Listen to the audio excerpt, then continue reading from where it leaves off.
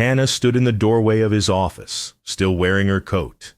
The March evening pressed cold and dark against the windows behind Reginald's desk.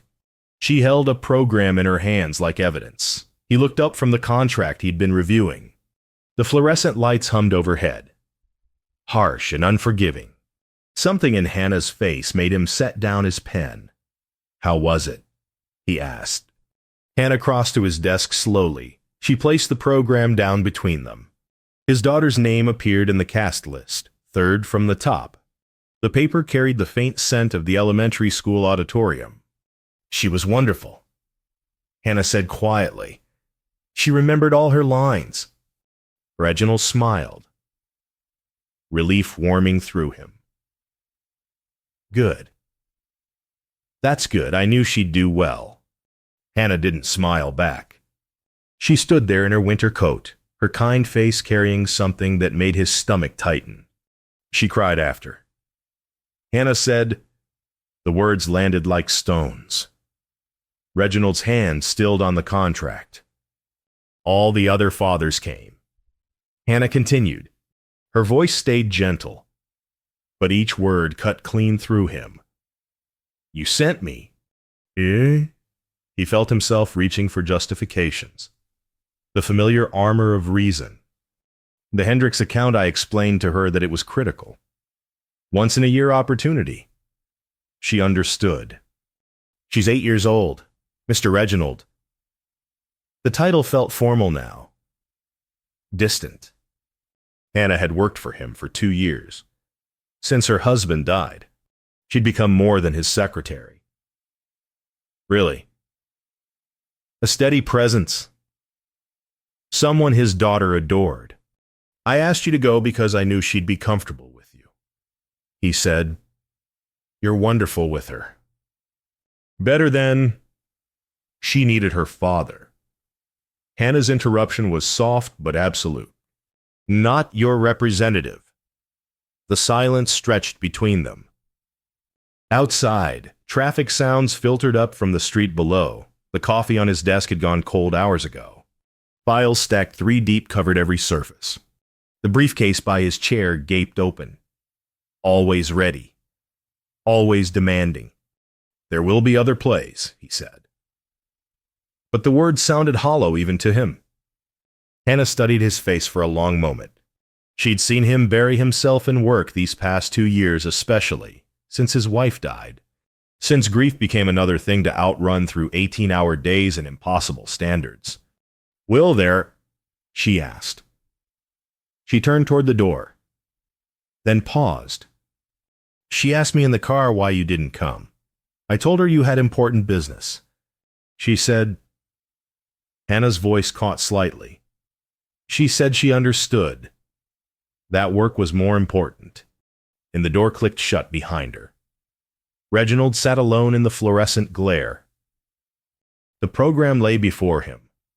His daughter's name printed in careful letters. He picked it up, opened it. Inside, a cast photo showed children in costume, grinning at the camera. His daughter stood in the second row, holding a cardboard tree. He'd seen that costume. She'd brought it home last week to show him.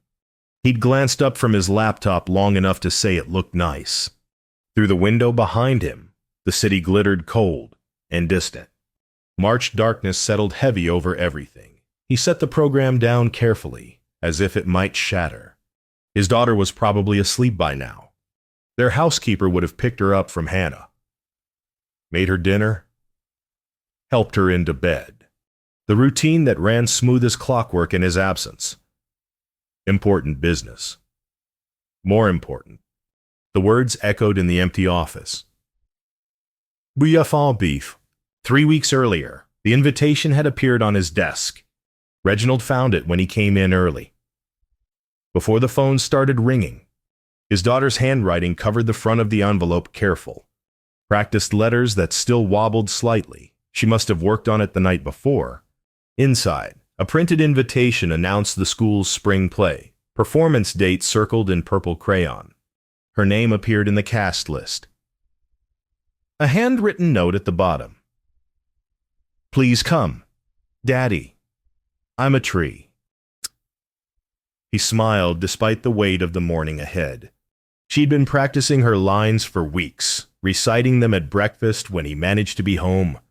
3 lines total. She'd made him promise to help her memorize them. He hadn't had time. Reginald pulled his calendar across the desk. A chi, sir, a... The leather planner fell open to March. Each day filled margin to margin with meetings, calls, deadlines. He found the date she'd circled, the Hendricks dinner. 6 months of negotiation coming down to 1 evening of careful conversation and expensive wine. Kind chai, the account that would make his year, possibly his career. The client had requested that specific night, that specific restaurant. He stared at the 2 commitments, overlapping like a double exposure. His daughter's play started at 7. The dinner reservation was for 7:30. The phone on his desk rang. Then another. His secretary, his previous secretary, transferred the first call through. The day began to accelerate around him. By mid-morning, he'd made his decision. Hannah brought him coffee around 10. She'd been with him 4 months then, still learning his patterns, still surprised by the pace he kept. She set the mug down precisely where he liked it. Right side of the desk, within easy reach. Hannah, he said, I need to ask you something. She waited, patient as always. Her husband had died the previous fall. She'd come back to work too soon, everyone said, but Reginald understood. Work was easier than grief. My daughter has a school play on the 17th, he said. I have a client dinner that night. Critical meeting. Would you be willing to attend the play in my place? Hannah's expression shifted. Something uncertain crossing her face. She glanced at the invitation on his desk. In your place, she repeated. To watch and report back.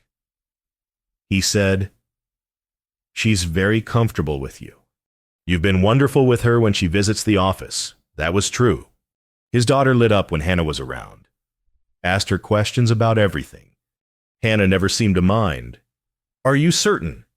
Hannah asked. She searched his face, looking for something he didn't understand. The Hendricks account represents 18 months of work. He explained. This dinner is the culmination. I can't reschedule it, but I don't want her to perform without someone there who cares about her. Hannah picked up the invitation, read it carefully. Her thumb traced over his daughter's handwriting. She wrote this herself. Hannah observed. She's been very excited, Reginald agreed. That's why I want someone there, someone she trusts. The phones kept ringing. His next meeting started in 15 minutes. Hannah stood there holding the invitation, something working behind her eyes. Finally, she nodded. I'll go. Relief flooded through him. Thank you. This means a great deal. Should I tell her you asked me to attend? He considered. Just tell her I had business. She understands about business. Hannah set the invitation back on his desk. She returned to her own desk without another word.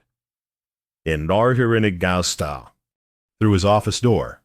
He could see her sitting very still for a moment, before she picked up her ringing phone. His daughter came by after school that day. The housekeeper brought her up, let her do homework in the small conference room.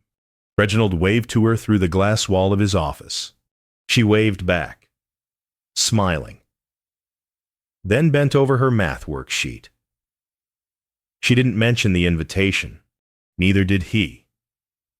Later, walking past the conference room on his way to another meeting, he paused. She'd fallen asleep over her books, head pillowed on her arms. The housekeeper sat nearby, reading. He should wake her, take her home himself, tuck her in. The meeting started in 3 minutes. He kept walking.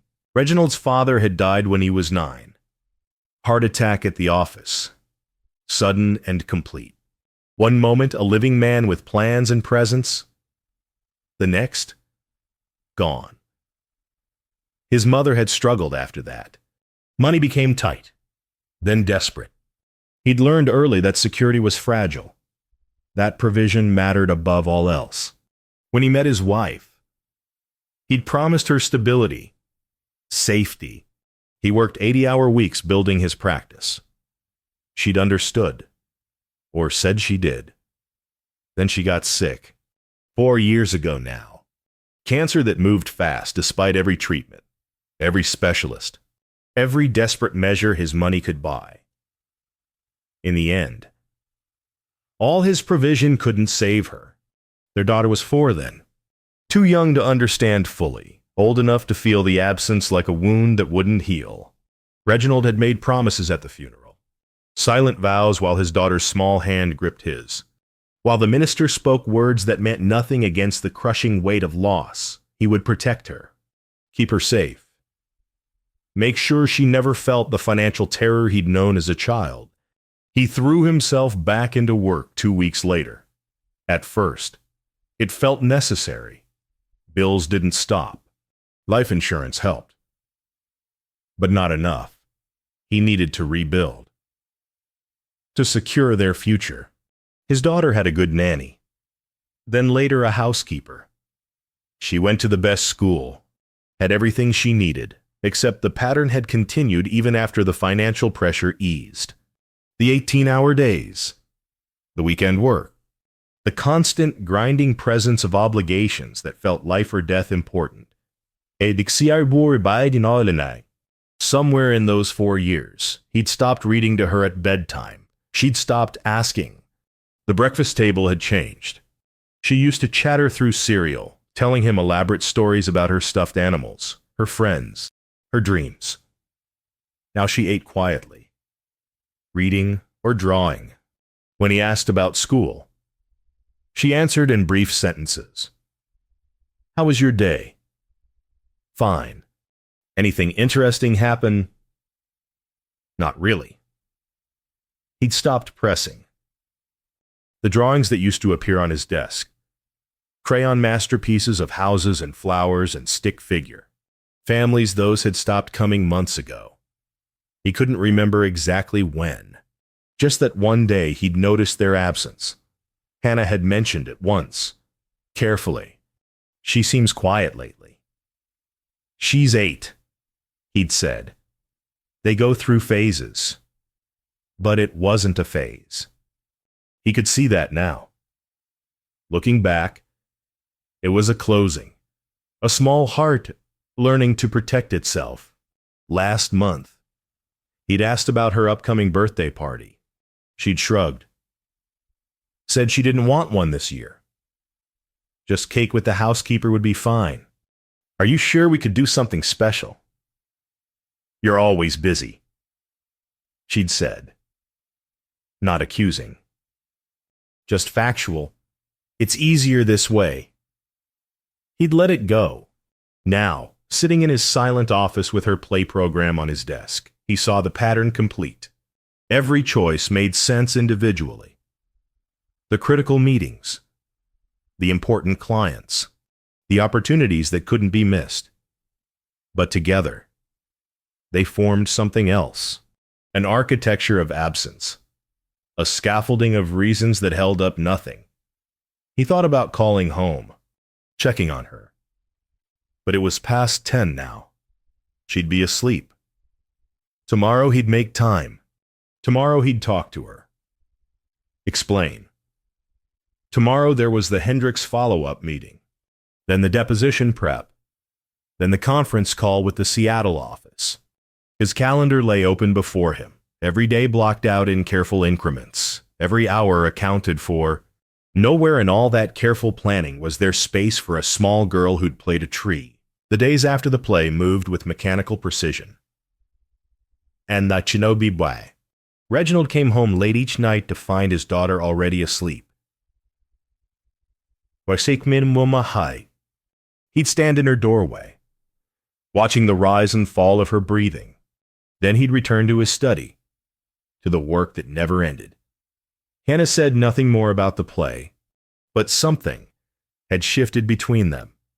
She answered his questions with perfect professionalism, made his coffee exactly right, managed his schedule flawlessly.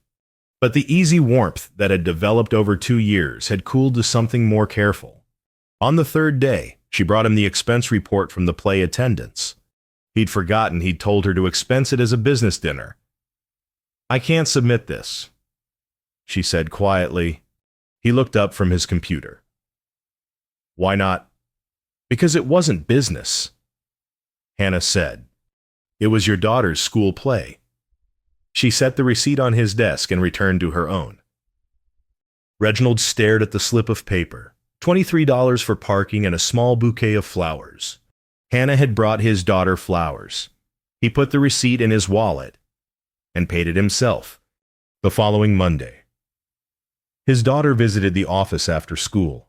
Usually she went straight to the conference room, but this time she stopped at Hannah's desk first. Reginald watched through his office door. "Thank you for coming," his daughter said. Her voice small and polite. Hannah's face softened. "You were wonderful up there." "Did you really think so?" "I really did." Hannah said, "You spoke so clearly, and you didn't forget any of your lines." His daughter glowed under the praise. Then her face fell slightly. "Most of the other kids' parents came." "I know, sweetheart." "Ader, Daddy had important business." Hannah reached out, smoothed his daughter's hair with gentle fingers. He did. "But that doesn't mean—" She stopped herself. "You were still wonderful." His daughter nodded, accepting this. Then she went to the conference room. Reginald had heard every word. That evening, Hannah stayed late working on a brief. Around 7, she brought him the finished document. He read through it, impressed as always by her precision. "This is excellent work," he said. "Thank you." She turned to leave. He found himself speaking before he'd decided to. "She asked me if you were angry with her." Hannah stopped, turned back slowly. What?" "My daughter," Reginald said. "Yesterday morning, she asked if you were angry with her. If that's why I didn't come." The color drained from Hannah's face. "Oh no, Mr. Reginald. I never." "I know you didn't," he interrupted.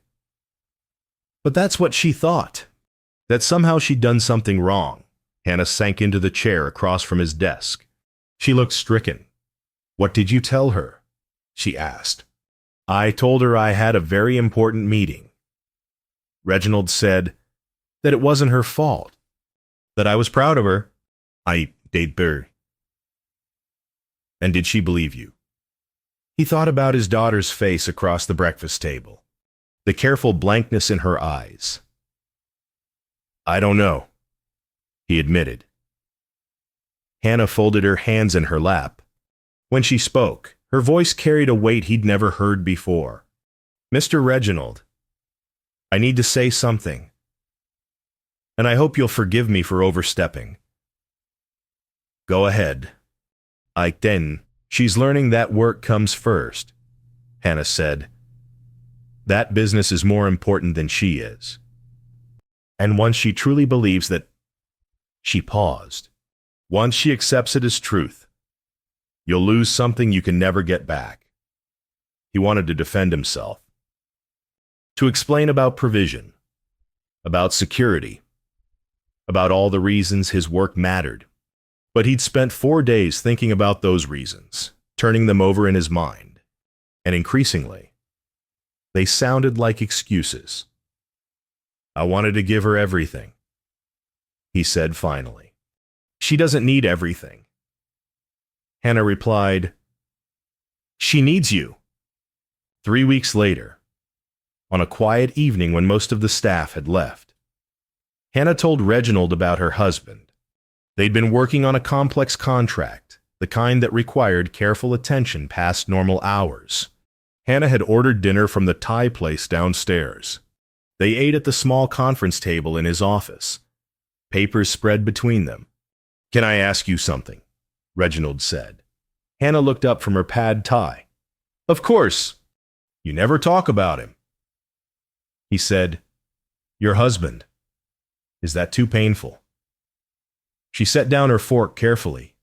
For a long moment, she didn't speak. The city hummed outside the windows.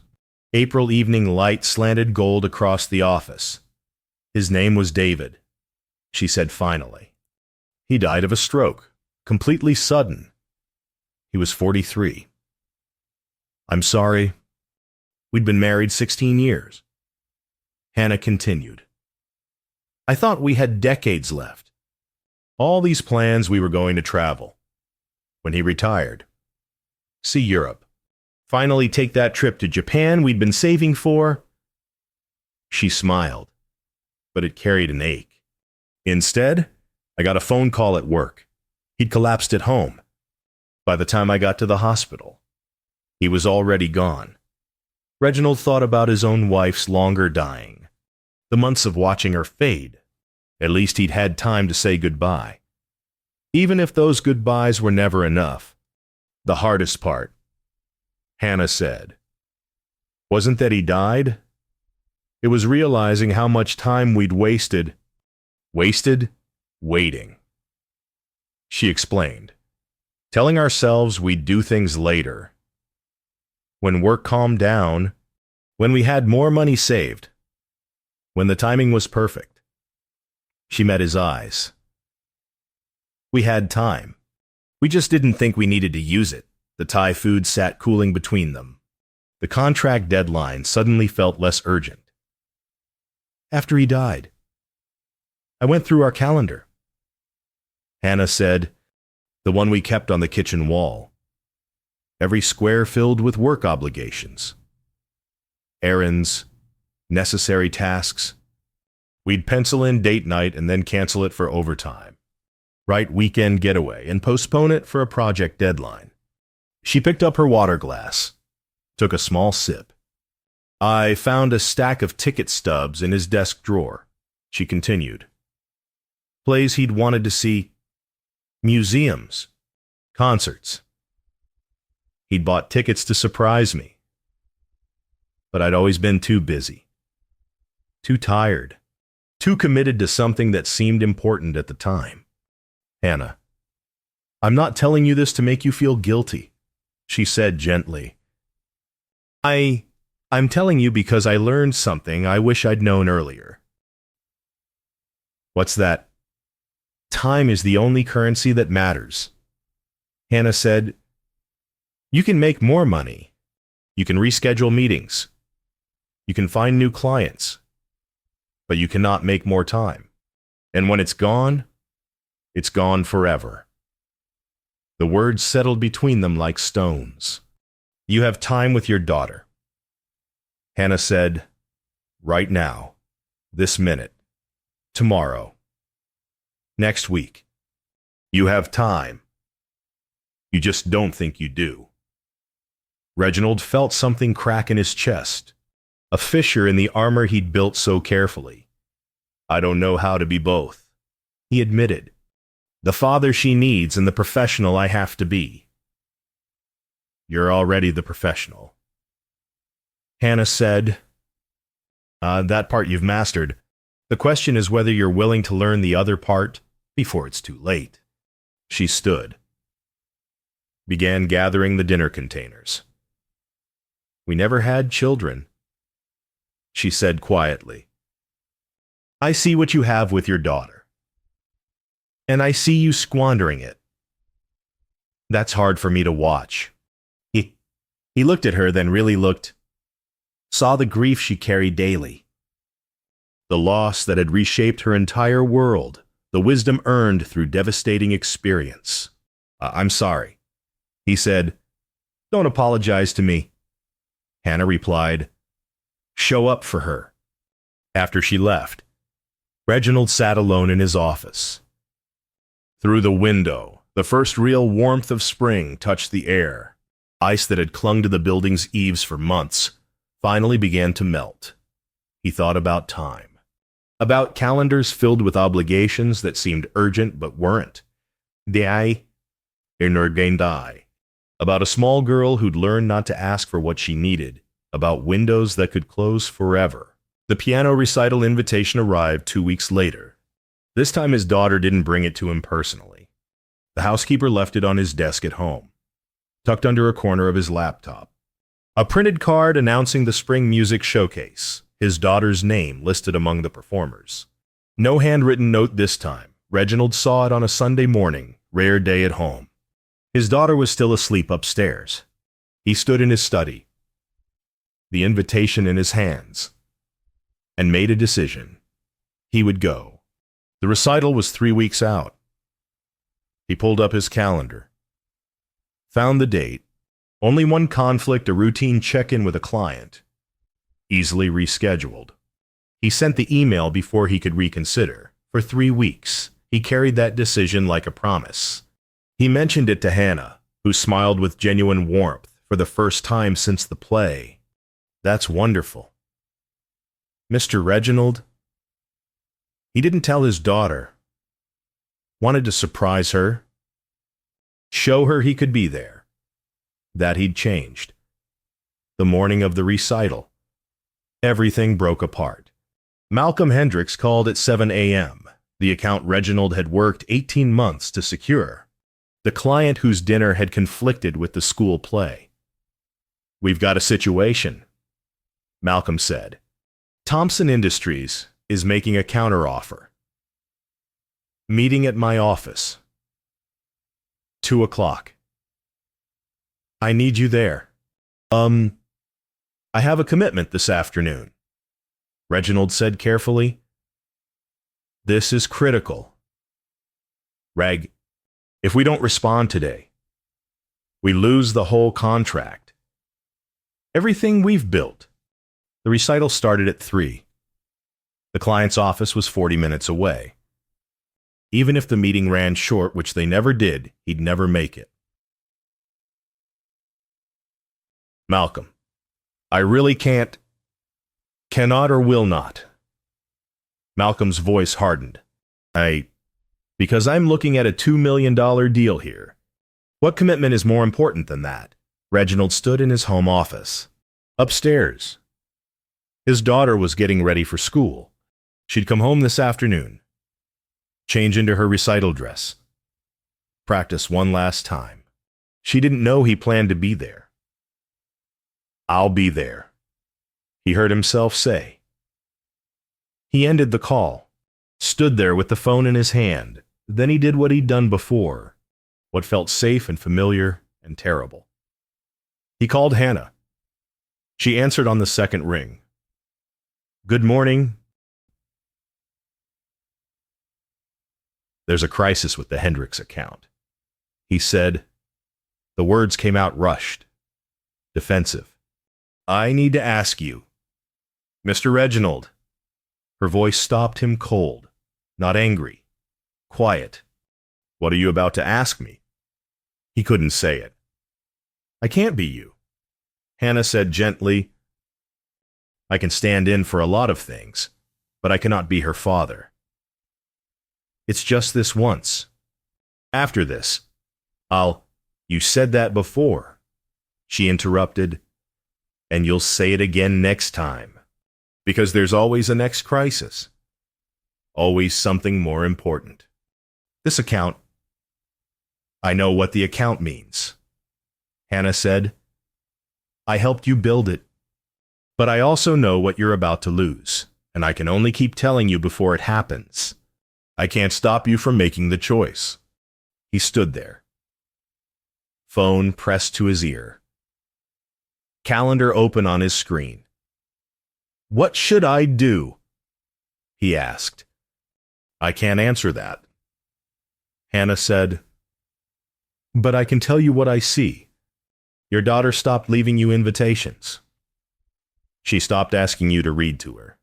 She's learning to need you less. That's how children survive when their parents aren't available. They adapt. She paused. He heard her take a breath. Eventually, she'll adapt completely. Hannah continued. And then you'll have exactly what you think you want. Peace and quiet to work. No interruptions. No guilt. No need. Hannah, I have to go, she said. Whatever you decide, good luck. The line went dead. Reginald stood in his empty study. The client meeting was in 7 hours. The recital in 8. His daughter upstairs. Oblivious. He went to the meeting. It ran until 5:30. Thompson Industries didn't make a counteroffer after all, just a negotiating tactic. 3 hours of his afternoon spent on a false alarm. He drove home through rush hour traffic. Arrived at 7. The house was quiet. Upstairs. His daughter's bedroom door was closed. He knocked softly. Come in, she said. She was sitting on her bed in pajamas, a book open in her lap. The recital dress hung in her closet, unworn. How was it? He asked. She looked at him with eyes too old for 8 years. How was what? Your recital. Oh. She went back to her book. It was fine. I'm sorry I couldn't be there. There was a work emergency. It's okay, she said. No emotion in her voice, just flat acceptance. Mrs. Patterson took me. She said I did good. The housekeeper had gone. Another person showing up because he couldn't. He sat down on the edge of her bed. She shifted slightly away. Did you play well? He asked. I guess so. I would have liked to hear it. She turned a page, didn't look up. Maybe next time? Hey. But they both knew there wouldn't be a next time she asked. He kissed the top of her head. She tolerated it. Then he left her there, reading alone. Downstairs, he found the recital program on the kitchen counter. His daughter's name listed, among the performers. A note from her teacher. Beautiful performance. Wished you could have seen her shine. He stood there until the words blurred. Then he went to his study and tried to work, but the numbers wouldn't focus. The contracts made no sense. Around midnight. He went back upstairs. Stopped outside his daughter's door. She'd left it open a crack. Inside. Soft breathing. She was asleep. He pushed the door open slightly. In the dim light from the hallway, he could see her nightstand. The recital program sat there. No proud display. Just set aside. Windows closing. Reginald didn't sleep that night. He walked the house instead. Room to room. Stopped. Outside his daughter's door. 6 times. Listened to her quiet breathing. Remembered when she used to call for him at night. Needed him for comfort. For reassurance. For his simple presence. She didn't call anymore. Around 3 a.m., he gave up and went to his office downtown. Let himself in through the dark lobby. Rode the elevator to his floor. The building was empty. Echoing. Hannah found him there at dawn. She came in early, like she often did. Stopped short when she saw the light in his office. Then she set down her bag and came to his door. You're here early, she said. Couldn't sleep. She studied his face. He must have looked terrible. He felt terrible. Coffee, she offered. Please. She made it in the small break room. Brought it to him in the mug she knew he preferred. Set it down carefully on his desk. Beside it. She placed a small card. "What's this?" he asked. "Your daughter's art show," Hannah said. "It's next week." The school mailed the announcement to the office address. He picked up the card. Spring Art Showcase. Multiple student works on display. His daughter had a painting featured. "I can't go," he said automatically. Then heard himself. The reflex so ingrained it came without thought. Hannah sat down across from his desk. Early morning light filtered through the windows. April turning into May. The whole world warming while he stayed frozen. "Mr. Reginald," she said quietly, "can I tell you what I've watched happen?" "Yes." 3 months ago, your daughter drew you pictures." Hannah said, "She left them on your desk. Told me elaborate stories about them while she waited for you. She talked about you constantly. My daddy this and my daddy that." He remembered vaguely. 2 months ago, the pictures stopped." Hannah continued. "She started spending her waiting time reading instead. When I asked about you, she'd shrug." She leaned forward slightly. "Last month. She stopped asking when you'd be done working. Just accepted that Mrs. Patterson would take her home. And now," Hannah's voice caught slightly, "now she doesn't expect you at all. She plans around your absence." Hannah. "Windows close. Mr. Reginald." She said it gently but with absolute certainty. Children's hearts close when they're hurt too many times.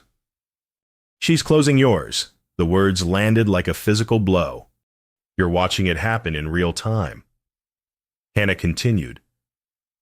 "Every event you miss, every promise you break, every time you send someone else, she closes a little more. Soon, it won't hurt her anymore when you're not there, and that's when you've lost her completely." He couldn't speak. "She'll still live with you." Hannah said, "Still be polite. Still do well in school. But you won't be her father anymore. Not really. You'll be the man she lives with. The one who pays the bills." She stood, moved toward the door, then stopped. "I couldn't have children," she said quietly. "I would have given anything for what you have. For a child who wants me, who needs me, who lights up when I walk in the room." She turned to face him. "Your daughter still does that," Hannah said. "When she sees me. Because I show up for her. And I'm not even her mother. I'm just someone who cares enough to be present." The implication hung heavy between them. "I don't know how to fix this," Reginald said. His voice came out broken. Hannah crossed back to his desk, picked up the art show invitation. "Yes, you do," she said. "You show up. Not once. Not for the big moments. Every time. Until she believes you again. If she doesn't believe me, then you keep showing up anyway." Hannah said, Because that's what parents do. They show up even when it's hard. Even when they're afraid. Even when their children have learned not to expect them." She set the invitation back on his desk. "The art show is Tuesday," she said. 4:30. I'll rearrange your schedule if you want me to. But I won't go in your place. Not this time. Not ever again." She left him sitting there with the invitation and the cooling coffee and the crushing weight of what he'd done outside the window. The sun rose over the city. A spring morning, clear and bright. Everything beginning again. Reginald picked up the invitation, looked at the date, opened his calendar. Then he did something he'd never done before. He cleared everything. Every meeting. Every call. Every obligation. Tuesday afternoon blocked out. Written in permanent marker, One decision made, but he knew it wasn't enough. One day wouldn't fix months of absence. One show wouldn't rebuild trust worn down to nothing. "How do I do this?" he said to the empty office. He thought about Hannah's words, about windows closing, about a small girl learning not to need him. Then he thought about something else, about Hannah herself. The way his daughter's face transformed when she saw her, the trust that had built between them. Hannah, who showed up, who cared, who had taught him more in 2 years than he'd learned in a lifetime of chasing success. He picked up his phone, called her desk. "Yes?" she answered. "I need your help." He said, "Not to go in my place. To teach me how to be there." A pause. Then, quietly, "I can do that. Starting Tuesday." Starting Tuesday, Hannah agreed. For the first time in months, something like hope touched his chest. Tuesday afternoon, Reginald left the office at 3:30. Hannah had cleared his schedule, moved meetings, managed the small catastrophes that always erupted when he tried to step away. She'd done it efficiently, without complaint. "Go," she said when he hesitated at 4. "I'll handle everything here." He drove to the school, parked in the lot where other parents were gathering, watched them walk toward the building in small groups, chatting easily. He felt like a stranger at his own daughter's life. The art show was held in the gymnasium, student work displayed on tables and walls, parents clustered around paintings and sculptures, pointing and praising. The air smelled like tempera paint, an industrial floor cleaner. Reginald stood near the entrance, scanning for his daughter. He found her near the back, standing beside her painting, a landscape, trees and sky, and a small house with yellow windows. She stood very still, watching other children's parents admire their work. Then she saw him. Her whole body went rigid. Shock crossed her face. She stared at him like he was a mirage, something that couldn't be real. He walked toward her slowly. Other parents moved around them, chattering and taking photos. His daughter didn't move, just watched him approach with enormous eyes. "Hi, sweetheart," he said. She blinked, looked around as if checking whether this was actually happening. "You came," she whispered. "I came. But you—" She stopped, tried again. "You're at work." "Not today," he said. He knelt down to her level. Today I'm here." Her face began to crumple. He saw the moment she tried to hold it back, tried to maintain the careful control she'd learned. Then it broke anyway. She launched herself at him, arms around his neck, face buried in his shoulder, her whole body shaking. "I thought you wouldn't come." She sobbed. "I thought you'd be busy." He held her tight, felt his own eyes burning. "I'm here. I'm so sorry.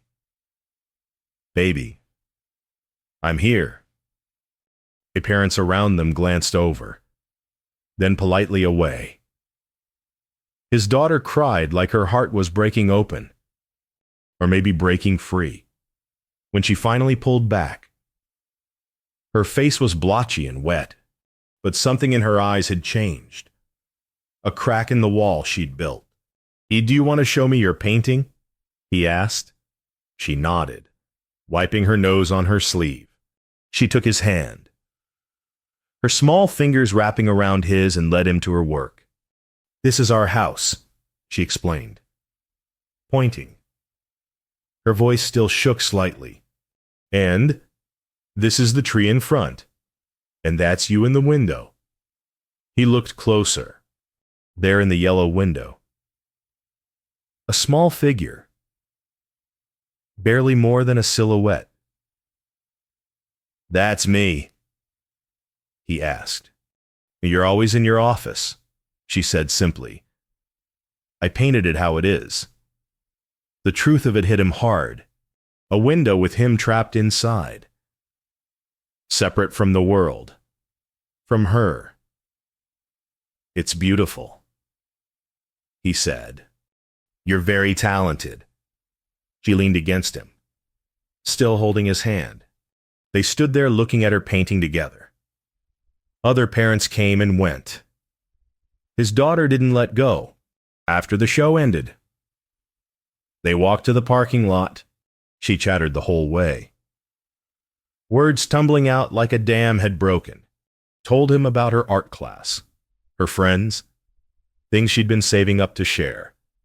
He listened to every word. Hey, can we get ice cream? She asked. Before we go home. He thought about the work waiting at the office, the emails piling up. Then he thought about Hannah's words. Show up. Not once. Every time. Yes, he said. Let's get ice cream. Her smile could have lit the city. They sat in a small shop downtown, eating sundaes while the spring evening settled around them. She told him about her day, her teacher, her plans for summer. He asked questions and listened, and tried to memorize every detail of her animated face. When he dropped her home later, she hugged him again at the door. Thank you for coming, she said. Thank you for making that painting, he replied. Inside, she ran to tell Mrs. Patterson about the art show, about ice cream, about everything. Her voice carried bright and excited through the house. Reginald stood in the doorway, watching. Then he went back to his car. He didn't go to the office, went home instead to his own apartment. Called Hannah. How did it go? She asked. He told her everything. The painting with him trapped in the window, his daughter's tears when she saw him, the ice cream and the long conversation. That's wonderful, Hannah said. Her voice carried real joy. Hannah, he said, I need to ask you something. Yes? I'm going to keep showing up, he said. Every event. Every moment I can. But I don't know how to do this alone. The balancing. The choices. All of it. You're not alone, she said gently. I know. He said, that's what I wanted to talk to you about. He took a breath. You saved my daughter's heart. He said, You taught me what I was losing before I lost it completely. You've been patient and kind and wise, and He stopped. Started again. I don't want you to be just my secretary anymore. He said, I want you to be part of our family. If you'll have us. The silence stretched long. Mr. Reginald, Hannah said finally, are you asking what I think you're asking? I'm asking if you'll marry me. He said, if you'll help me be the father she deserves, if you'll let me try to be the man you deserve. He heard her breath catch. Yes, she whispered. Yes, I will. Spring became summer. Reginald kept his promise. He showed up to every event, every small moment. His daughter's field day, the end-of-year ceremony, weekend mornings at the park. He rearranged his life around presence instead of absence. Hannah helped him learn the balance. How to set boundaries at work. How to delegate. How to recognize what was truly urgent versus what just felt that way. And that serie. The work will always be there. She told him. Your daughter won't. His practice didn't collapse. Clients didn't abandon him. The world kept turning even when he left at 5 o'clock. His daughter bloomed like something given water after drought. The drawings returned to his desk. The chatter at breakfast. The bedtime requests for one more story. One evening in June, after his daughter's end-of-year piano recital which he attended, front row, beaming, he asked Hannah to walk with him. They left his daughter with Mrs. Patterson and walked through the warm summer evening. The city glowed golden in the fading light. "I've been thinking," Reginald said. "Dangerous," Hannah teased. He smiled. "I've been thinking about family, about what it means." Hannah waited. "For 4 years. I thought family was something you protected through provision." He said, "Money and security and making sure nothing bad could touch you. I thought if I worked hard enough, I could keep my daughter safe from everything. ID." They walked past a small park. Children played on swings, parents watching from benches. "But I was wrong," Reginald continued. "Family isn't something you protect from a distance. It's something you build by showing up, by being present, by choosing connection over comfort." He stopped walking, turned to face her. "You taught me that," he said. "You showed me what I was losing before it was too late. You saved us." Hannah's eyes glistened. "You saved yourself. I just pointed the way." "No," he said. "You did more than that. You loved my daughter when I was too busy to see her. You loved me enough to tell me hard truths. You showed up for both of us." He took her hand. "I want you to keep showing up." He said, "Not as my secretary, as my wife, as her mother, as family." "I already said yes," Hannah reminded him, smiling through tears. "I know." He said, But I wanted to ask again, here, now, when I actually understand what I'm asking for." She kissed him, soft and certain. "Yes," she said again, "to all of it." They planned a small wedding for August. His daughter helped choose everything: flowers, cake, music. She designed the invitations herself. Careful drawings of 3 people holding hands. "Our family," she told him proudly. The wedding was simple: close friends and family and a garden ceremony. His daughter stood beside them as they exchanged vows, grinning so wide it looked like her face might split. Afterward, at the small reception, Reginald watched his daughter dancing with Hannah, both of them laughing, both of them whole. "She looks happy," his partner from work observed. "She is happy," Reginald agreed. "Well, we both are. You've changed." The partner said, "Less stressed, more present."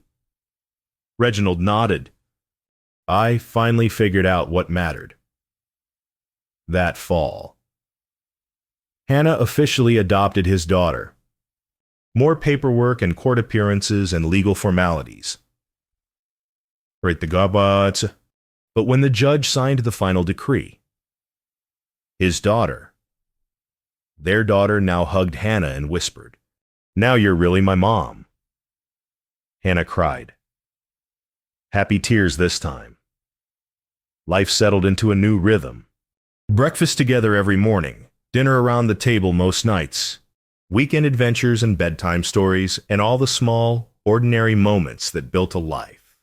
Reginald's office changed too. The files that had covered every surface got organized. The briefcase that had gaped open constantly now closed each evening. And on his desk, in a frame, sat his daughter's painting from the art show, the one with him trapped in the yellow window. He kept it as a reminder of what he'd almost lost, of what he'd found instead. One evening, in late summer, almost a year after Hannah had stood in his office, holding a play program, Reginald came home to find his daughter working on a new drawing. "What are you making?" he asked. She held it up. Another house, another window. But this time the window was open, and 3 figures stood outside under the trees, holding hands. "Our family," she said. All together. He knelt beside her chair. That's perfect. Are you really going to stay? She asked suddenly. Stay here with us instead of going back to work all the time. He heard the vulnerability under her. A question. The old fear that he might disappear again into obligation and absence. I'm staying, he promised. Right here with you and Hannah. That's where I want to be. She studied his face, then nodded. Satisfied. Good, she said. She went back to her drawing, adding careful details. Hannah appeared in the doorway, smiled at them together. Dinner in 10 minutes, she said. We'll be right there. Reginald replied. He watched his daughter color in the sky above the open window. Blue crayon. Careful strokes. She hummed while she worked, completely content. Through the real window behind them, evening light poured golden and warm. Summer fading into fall. The whole world changing seasons. But inside, the family they'd built stayed constant, steady, present. Reginald's phone buzzed in his pocket. A work email. Probably urgent. Probably important. He silenced it without looking. His daughter glanced up, smiled at him. Almost done, she said. Take your time. He told her. I'm not going anywhere. And he meant it. Finally, completely. He meant it. The window had reopened. The family was whole. And for the first time in longer than he could remember, Reginald was exactly where he was supposed to be. Right here. Right now. Home.